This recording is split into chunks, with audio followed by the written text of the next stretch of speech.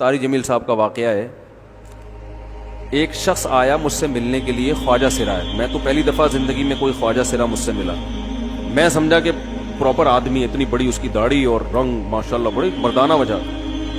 لیکن جب بات چیت کا انداز ہوتا ہے تھوڑا سا وہ ایٹیٹیوڈ سے اندازہ ہو گیا کہ یہ مکمل مرد نہیں ہے. تو اس نے مجھے خود بتا دیا میں خواجہ سرا ہوں. میں نے کہا بھائی ہم سے ملنے کے لیے کیسے آیا آپ, اتنی بڑی داڑھی آپ کی. اس نے اپنا جو واقعہ سنایا نا, میں 3 دفعہ وہ واقعہ سناتے ہوئے رویا ہوں. اور جب وہ سنا رہا تھا اس وقت میرے آنکھوں سے آنسو نکل رہے تھے. اس نے یہ ابھی بھی میرا بیان سنتا ہے. اس نے واقعہ سنایا کہ میں جب پیدا ہوا تھا نا تو میں خواجہ سرا تھا. گھر میں ایسا بچہ پیدا ہو جائے والدین کی طرف سے عزت نہیں ملتی. جب 10-12 سال کا ہوا تو نہ بھائی مجھے عزت دے رہا ہے اور نہ میرا والد مجھے عزت دے رہا ہے. میں بھائی کے ساتھ کہتا ہوں مجھے باہر لے کے جاؤ تو وہ کہتے ہیں لوگ میرا مذاق اڑائیں گے تمہیں دیکھ کے. ظاہر ہے اس کی حرکتیں تھوڑی زنانہ لڑکیوں والی حرکتیں ہوتی ہیں. اور والد بھی کہیں محفلوں میں نہیں لے کے جا رہے, ایک مذاق اڑایا جاتا ہے. کہنے ایک دفعہ میں کہیں گزر رہا تھا تو یہ جو ہوتے ہیں نا خواجہ سراؤں کی پوری ایک جماعت تھی, انہوں نے مجھے پہچان لیا, دیکھا اتنا اچھا. اس وقت نہ اس کی داڑھی اور یعنی اس میں خواتین والی ہی علامتیں تھیں زیادہ.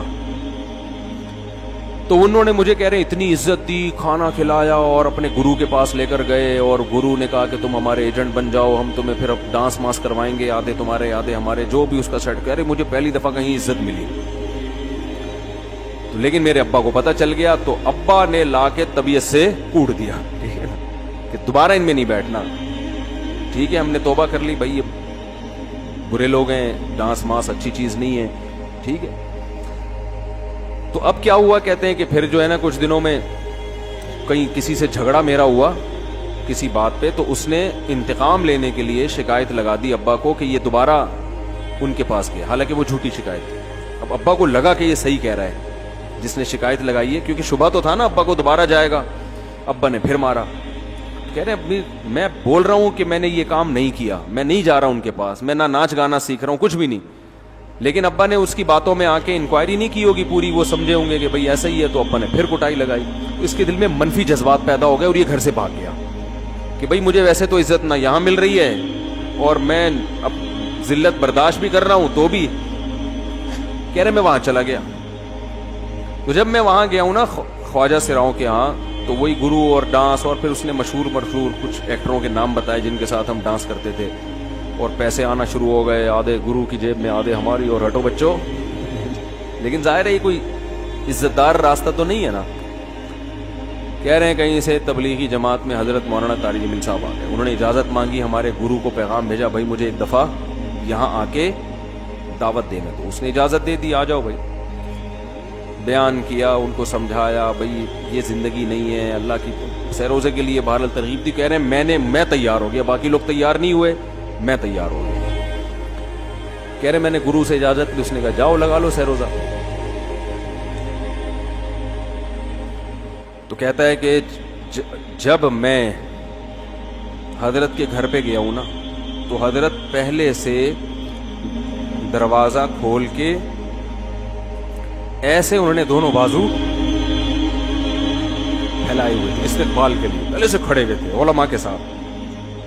اتنے مشہور آدمی, اتنی بڑی سیلیبریٹی, اور اتنے بڑے بڑے علماء, ان کی پگڑیاں, ان کے اتنا خوبصورت لباس, جو خود عزت دار لوگ ہیں. کہہ رہے ایسے جو ہے نا میرے استقبال کے لیے دونوں بازو پھیلا کر کھڑے ہوئے ہیں, اور ایسے مجھے بیٹا بنا کے نہ اپنے سینے سے لگایا کہ تو میرا بیٹا ہے. کہہ رہے خدا کی قسم مجھے زندگی میں پہلی مرتبہ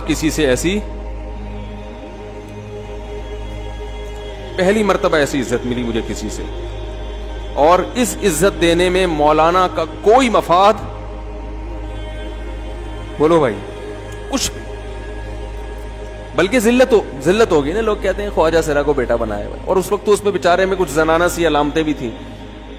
تو خواجہ سرا کو کیا دے رہے ہیں, عزت دے رہے ہیں. کیا کسی تاجر پہ محنت کرو تو تھوڑا چندہ دے دے گا مدرسے کو, ایسا ہی ہے نا.